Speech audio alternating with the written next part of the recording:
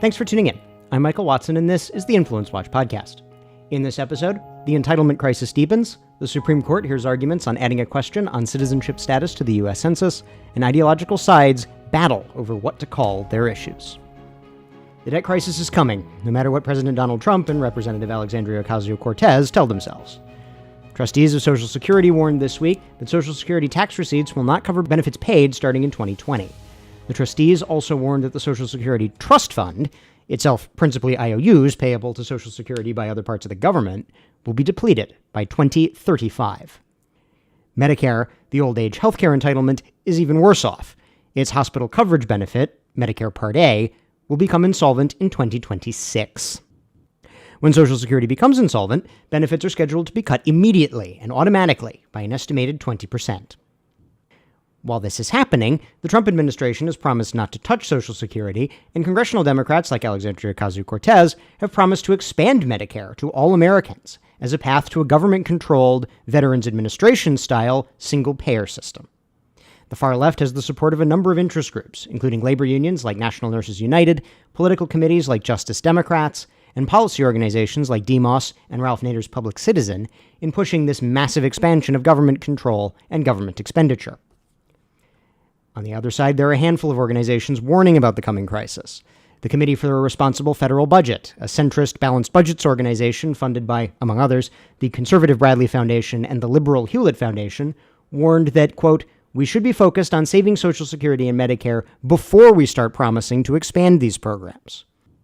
Brian Riedel of the conservative Manhattan Institute warned that the shortfall in dedicated tax revenues to fund the entitlements will draw more general tax revenue into shoring up the programs, rather than covering the current government activities. That said, conservative organizations have stepped back from advocating for sensible budgetary policy in general, to say nothing of entitlement reform, following the lead of prominent Republican politicians. And that's all without considering the left-of-center seniors lobby, AARP, one of the most well-funded and powerful issue advocacy organizations in Washington. AARP has opposed efforts to reform Social Security to make it solvent in the past. Meanwhile, time is running out to develop policies and programs to head off the coming debt crisis and avoid substantial increases in the payroll taxes paid by every working American.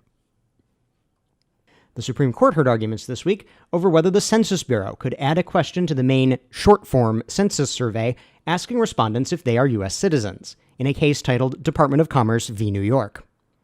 The Trump administration is seeking the information, officially to assist enforcement of the Voting Rights Act, but unofficially, in the words of the most senior administration official, because, quote, "the American people deserve to know who is in this country."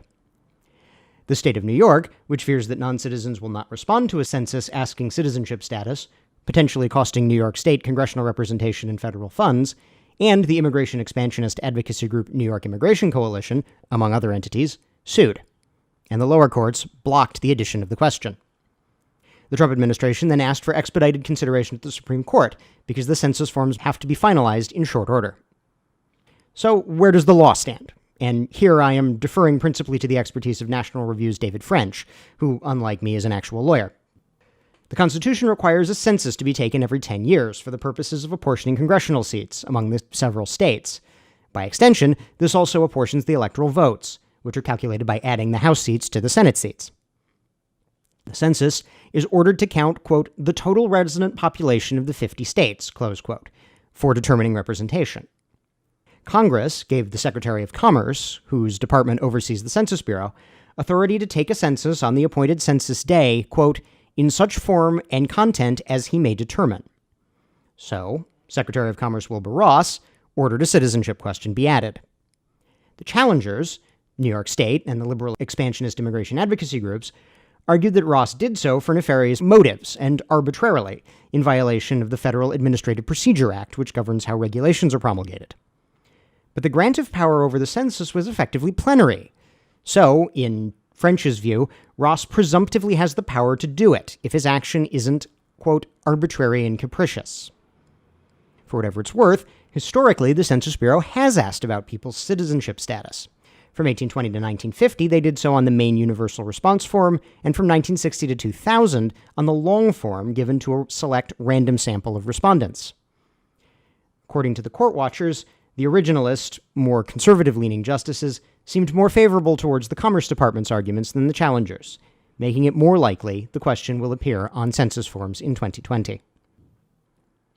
And in our final item this week, we consider an important and often overlooked fact of political and policy life: issue framing, or, in the words of Capital Research Center contributor Tim Daughtry, the battle for America's unconscious mind. Very briefly, and I encourage you to go to capitalresearch.org and read Daughtry's series of articles for yourself, activists on the political and policy left have been relatively successful in priming the general public's unconscious approach to politics and policy by sophisticated and selective uses of language.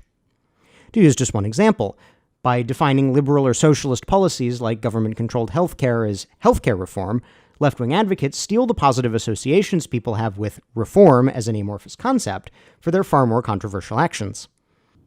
Using control of the culture, especially the entertainment industry, the major universities, and the metropolitan elite press, liberal advocates subtly change the very playing field of politics in a manner that benefits them. However, it's not entirely clear how far the left can go using these subtle rhetorical games.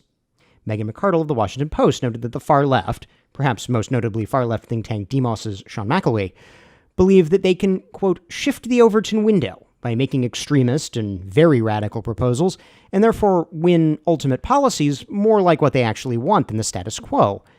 But it's a claim that's mostly unsubstantiated. The Overton window, named for Joseph Overton, a late scholar at the Mackinac Center for Public Policy, is a metaphor for the set of politically possible policies a government could choose to enact. But McArdle argues that all the subtle rhetorical games are ultimately constrained by reality in the long run. Specifically, voters' considerations of the costs in time and taxes, and benefits in cash, public goods provided, or other support to themselves and society from a policy. For critics of left-of-center policy, McArdle's observation provides a path out of Daughtry's conundrum. Emphasize the cost and disruptions that make up the reality behind the strategic language. That's our show for this week. If you're listening to this on YouTube, we encourage you to subscribe on iTunes or Stitcher, and if you have subscribed, thank you, and please leave us a 5-star rating. We'll see you next week.